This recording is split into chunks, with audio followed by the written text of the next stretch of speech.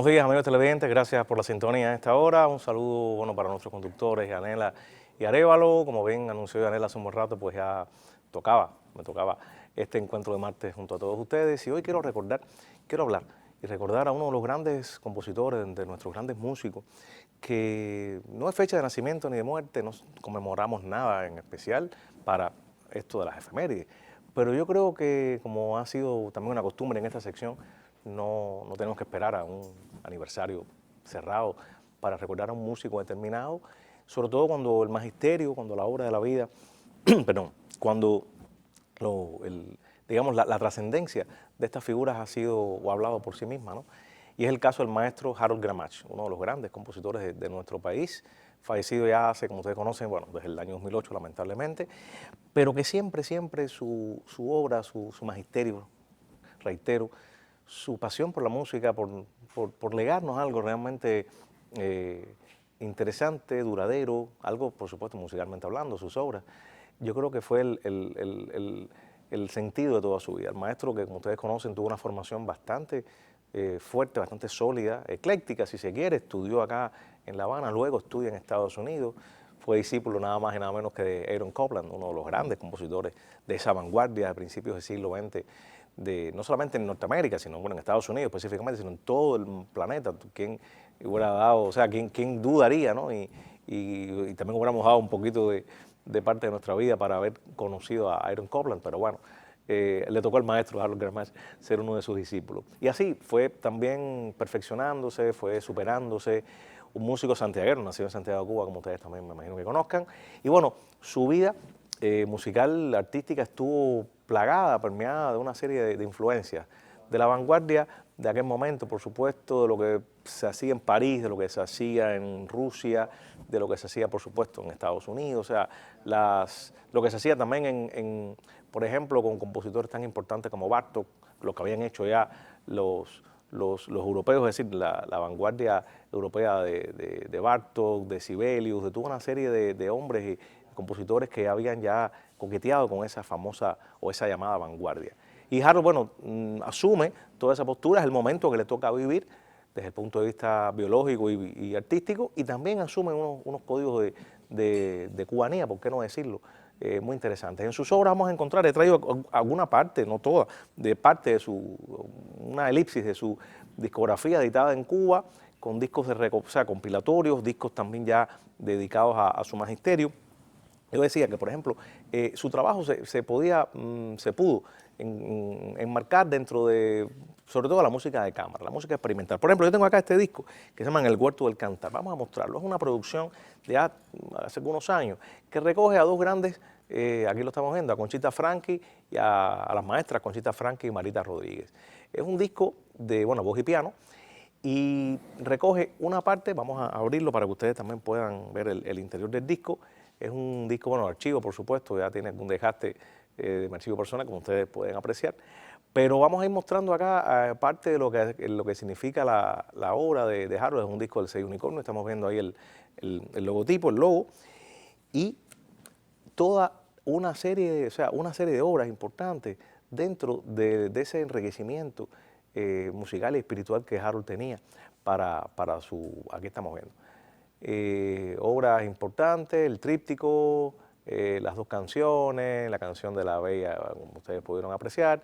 Es decir, temas, música de cámara, y temas que de alguna manera forman parte de lo mejor de esa parte creativa de Harold. Escribió para formados, como pueden ver, voz y piano, escribió para percusiones y cuerdas, escribió música coral. Aquí estamos viendo, por ejemplo, les propongo un disco dedicado a su música coral, a cargo del Coro Exaudi, como ustedes conocen, uno de los más importantes coros de cámara de Cuba, aquí lo estamos viendo, dirigido por la maestra María Felicia Pérez. También una aproximación interesante hacia el trabajo coral de Harold, en canciones que tienen que ver, obras que tienen que ver con un tratamiento bien complejo, desde el punto de vista de las técnicas, como dije al principio, su formación musical, discípulo de Copland, también, de Amadeo, es decir, coincide desde el punto de vista biológico y cronológico con grandes con Roldán, con Catulla, con Amadeo Roldán, Alejandro García Caturla. Y eso también le permite a Harold, en una parte inicial de su formación y de su aprendizaje sonoro y musical, poder entender bien lo que significaba la vanguardia desde el punto de vista del concepto, ¿no? El vanguardismo, sobre todo el vanguardismo cubano. O sea, desde la hora en punto en que puede y pudo asumir posturas transgresivas, desde la hora en punto en que pudo también asumir el sentido percutivo también, ¿no? Que es algo que diferencia su obra. Tiene muchas obras escritas para xilófono, o sea, para percusión en sentido general, para la familia de las percusiones, y eso también nos da la medida de su universo creativo. Obras, por supuesto, algunas con, digamos, entronización, para que podamos entender el lenguaje, ¿no? Dentro de un lenguaje sonoro experimental, muy experimental, con lo que se hacía en la época, dentro de la llamada zona vanguardista, o sea, el uso de las series dodecafónicas, el uso de las enarmonías, el uso de los clústeres, o sea, desde el punto de vista sonoro, o sea, esos sonidos enarmónicos que a veces, o esa tecnología, o esa técnica, como queramos llamarle, que se puso muy de moda a partir del año 20, 25, en buena parte del mundo, y también, bueno, todo el concepto de la llamada música programática que venía de siglos anteriores, pero llevado al lenguaje de la vanguardia sonora de aquellos años. Y bueno, todo eso también le llevó a ser un músico muy experimental, de poder combinar formatos de diferente tipo y sobre todo, al combinar formatos, combinar sonoridades. Hizo música para cine. Aquí tengo, por ejemplo, uno de sus discos, Diseños, este se llama así, Diseños, que tiene todo que ver, o sea, con parte como una especie de bocetos, como un diseño como tal. También música muy experimental, aquí lo estamos viendo, con su obra, aquí se incluye su obra quizá más conocida, que es Calígula, usada en teatro, porque el maestro escribió mucho para cine, para documental, bueno, para cine de ficción, quiero decir, para documental, para teatro, para televisión. Es decir, un hombre que no solamente tuvo una producción musical para salas de teatro, para salas de conciertos, o sea, no es el músico que hace una producción determinada. Vamos a dar la vuelta al disco para que puedan ver. Bueno, se llama Diseños y tiene todo que ver con un formato, o sea, con un diseño, con un boceto, con un esbozo, un bosquejo quizá, ¿no?, de lo que pudiera ser. Aquí lo estamos viendo. Y bueno, la foto del maestro. Para aquellas personas que no lo recordaban o no lo conocían, pues bueno, recuerden al maestro, también pianista, por supuesto.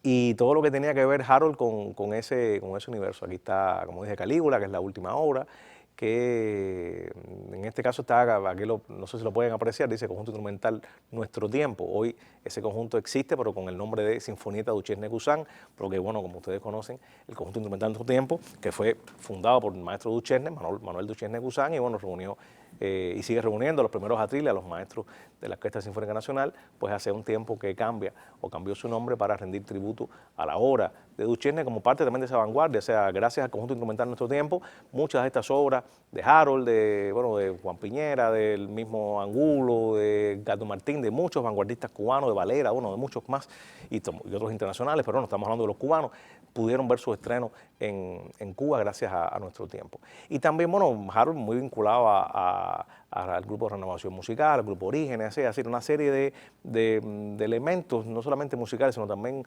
artísticos, endógenos en Cuba, que también propiciaron una zona de pensamiento muy interesante, una zona de incluso acercamiento filosófico al arte cubano de aquellos tiempos, muy vinculado a la vanguardia cinematográfica, a Julio García Espinosa, a Titón, es decir, una serie de cineastas, a Masip, es decir, estuvo muy vinculado al maestro Harold al cine cubano, haciendo obras para películas, como dije, ficción, para documentales, para otros formatos, incluso experimentales dentro del videoarte, etcétera. O sea, yo creo que su obra creativa no se circunscribe solamente a la música de cámara, sino también a otros elementos audiovisuales. Hoy recordamos entonces acá en esta sección de música, queridos amigos, al maestro Harold Gramash, uno de los grandísimos maestros de nuestro país, quien, bueno, no se cumple ningún aniversario, pero siempre queremos recordar, acercarnos a la obra de estos grandes maestros que nos antecedieron y que de muchas maneras seguimos su ejemplo. Muy buenos días y hasta un próximo encuentro.